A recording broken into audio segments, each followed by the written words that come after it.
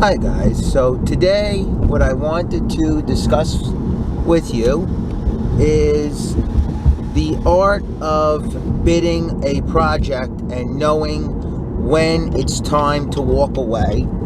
I know I've done videos similar to this before, but I just wanted to go over a couple of news stories that I have for you and the ways that I have dealt with it.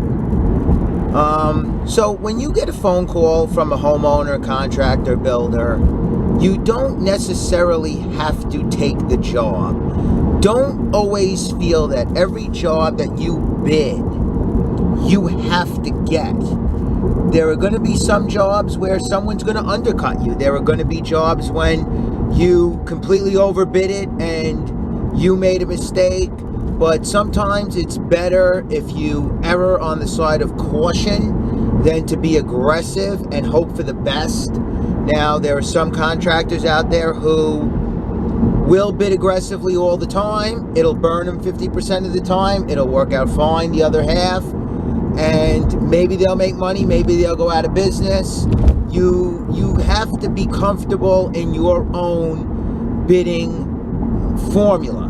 You have to charge the right price for your services. You don't want to be too cheap, but you don't want to be too expensive where you're just way out of touch with the common job. Now, if you're a higher end contractor and you do very high end custom work, you can fetch those numbers because there are so few contractors that would be able to do it. I'm not a contractor that can do high-end custom work. I just don't do it. I don't do colored cement. I don't do stamped cement. I do straight up concrete, regular type of work with some rebar, with some wire. I don't claim to be the greatest that ever lived. I don't want to be the greatest that ever lived. I want to make my company strong. I want to make money and be profitable, and I want the customers to like me. Now, if you get a call from a contractor like I did recently, he needed me to do some footings and a couple of sonotubes. They were raising a house and something to that effect. I told him, well, I can't get to your job for 5 weeks right now. I'm very, very busy. But I left off with him that I would love to bid a job for you in the future. Don't take this timeline like I do not want to do your job. He came as a recommendation, but unfortunately with my schedule right now and with the way the weather has been very rainy, I just don't see getting there before a month and change. And I don't want this guy to have a house jacked in the air 5 to 6 weeks to the point where he can't work and he's in a dangerous condition. But I did let him know that in the future, I would like to bid his projects.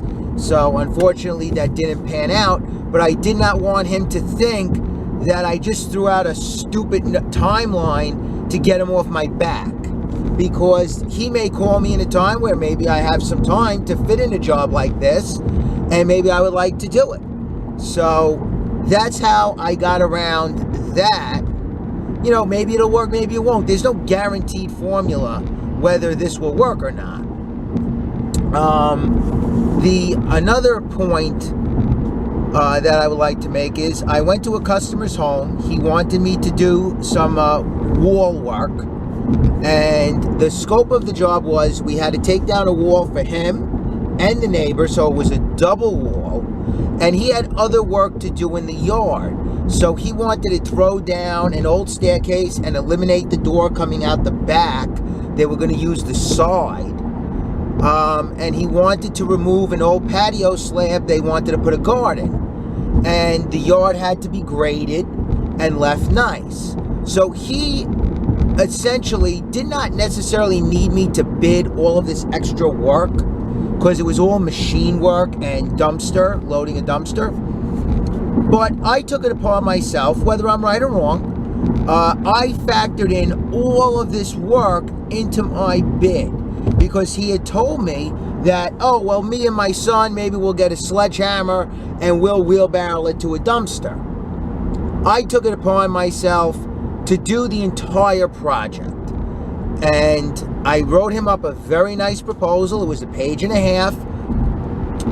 All of the debris removal, all of the grading, and he actually needed 2 loads of dirt to level off the yard because the yard was on a hard slope. So basically, I ran all this down in the proposal and I gave him a price.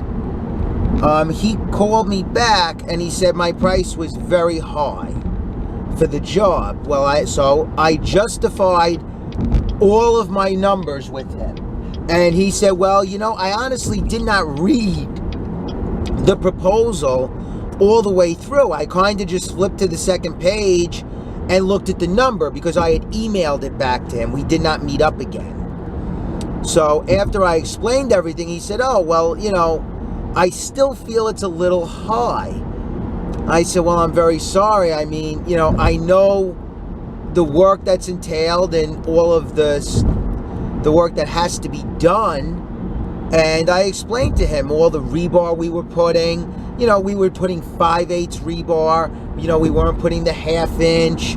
We were doing everything 1 foot thick. I did not cut anything out because this was a substantial amount of work and a lot of pressure was going to be put on this wall. So I ran all of this down with him that, this is just what I can do. And he said he was going to think about it. He was going to talk to the neighbor because the neighbor was going to have to pay some money for the removal of their wall. And I haven't heard back from him. It's been over a month. Now, they might just not have done the project yet. Maybe they're still thinking about it. Maybe they're still working out with the neighbor. I mean, a lot of these things do not get worked out overnight. And I know they were looking at doing a new survey to determine where the wall had to go. So maybe that's taking time. But basically, what I'm the point that I want to make is always be able to justify what you're doing in your bids. If you just hit people with high numbers and you have no justification for it, it's going to make you look like a little bit of a jerk, and people are not going to give you another call. Now, this customer, maybe he won't use me for this project, but maybe he says to himself, well, he gave me a price, he gave me a absolute A to Z job that no one else is going to price for him in this regard. And he was going to be ready. If he used me, he was going to be ready to sod and have a garden for his wife instantaneously as soon as I was done. No other contractor like me is going to get him to this point. So you may lose the bid, you may not. They might scrap the project altogether. You don't know people's financial situation. Sometimes people just call and they're looking for prices, and maybe they just don't have the funds, or maybe they completely underestimated the scope of the project. That actually happens a lot, where people get in their mind, well, this job should cost $8,000, and when all the contractors come in with a bid of 14, 15, 16, 17,000, and everyone's kind of in that range, maybe the people have to take a step back and go, gee, well, the most I could afford here and allocate is 10,000, and I just don't have the money to do it. So, sometimes you're going to bid jobs and you're just not going to get them just because of a random circumstance. But by no means ever feel that just because someone calls you on the phone and says, estimate this job for me, that you have to estimate it and you have to do it. Of course, would we like to do every job we get called for? Yeah, but sometimes it's just not worth our time to spend to do it. And sometimes it's just we're too busy at the particular moment. You can't take on any more work. And I know a lot of you have that feast or famine time in your season where it's just like there's so much work you can't handle it, and then there's no work at all and you're twiddling your thumbs at home. That's why I prefer working for builders, because the work generally just fans itself out over the year. You'll get very busy, maybe you'll get a little slow, but you'll always have somewhere to go if you're a good enough contractor. So I hope that sharing a couple of these stories helped you out. And if you have any questions, comments, please leave them below. Thank you guys, and good luck this season.